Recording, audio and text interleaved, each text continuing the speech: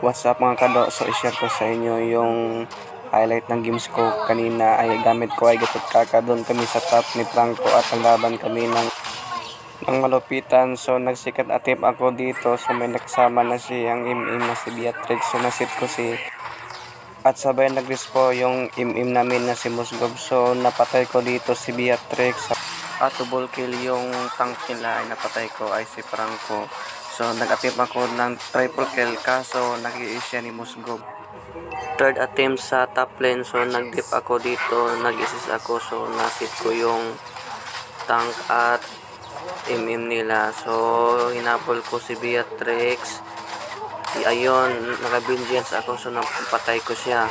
So hinapol ko yung Franco para agad double kill. Okay, so mid lane mga kado, mag-iintay na lang ako ng isang tempo para masit ko silang dalawa. Sabay noon ito na. So naset ko dito si Karina, tapos naka-vengeance ako, napatay ko siya, tapos si Franco double kill out na naman. Ito tabang-abang lamang dito sa bot lane. So bulaga kay Karina, hinampas ko siya ng hinampas kaso hindi ko matamaan. Ayun, nakatakas siya. So andito naman tayo sa top lane para mag-push. So nagpain sila ng Cyclops para mag-back kami. Ayun, na hinabol si Cyclops para mapatay at makiis ko dito.